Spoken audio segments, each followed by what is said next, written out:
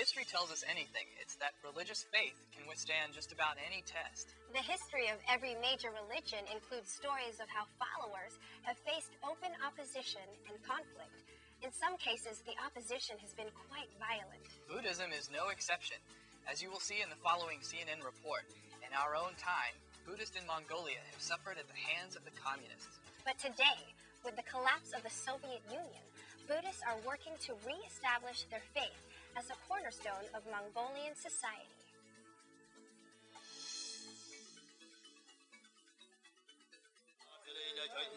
Osor is 88.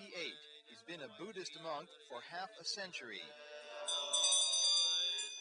Years so bleak they would try the faith of even the most devout believer. Now, at the end of his life, Osor is convinced the suffering was worth it to see Buddhism reborn in Mongolia.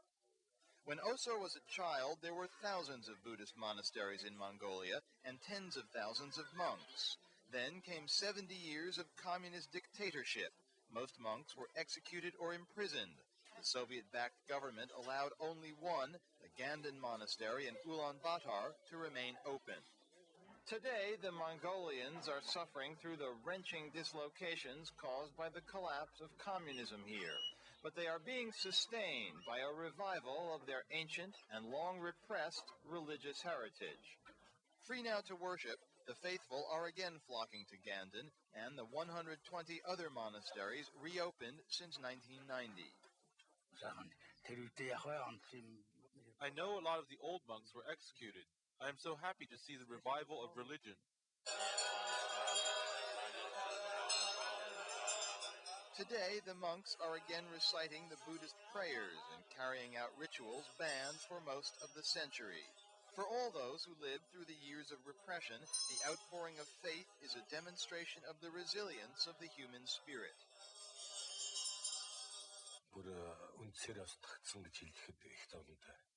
Religion is what is inside people. The communists destroyed the monasteries and killed or jailed the monks. They banned people from going to the temples. They banned people from talking about religion. But they couldn't ban what was inside people's hearts, and so religion did not die.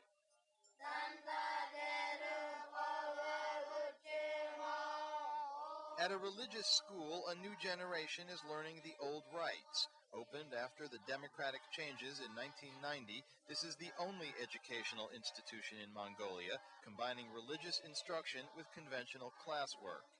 There are courses on the Buddhist scriptures and traditional Mongolian writing, which is being revived after having been replaced by Russian script during the years of communism. And there are courses on math, history, and English. Our students learn the basics of religion and get a good education. Bringing them up this way in accordance with our traditions and customs is helpful for our whole country. Because of the religious resurgence, the demand for places is so great, the school has been forced to turn down all new applicants. The 80 students currently here, ranging in age from 7 to 15, will study for 8 years.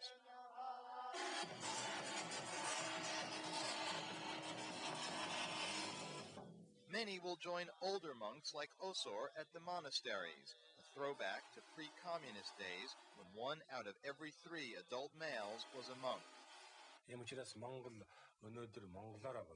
For Mongolia to be Mongolia, to revive our traditions and values, it is necessary to revive religion. Indeed, with the disappearance of socialist ideology, Buddhism is becoming more than just a religion here. It's become part of the national identity. Mike Chinoy, CNN, Ulaanbaatar, Mongolia. Faith is a hard thing for a government to destroy. During their nearly 70 years of rule, the communists closed monasteries and imprisoned and executed thousands of monks. Yet Buddhism is still alive in the hearts and minds of Mongolians.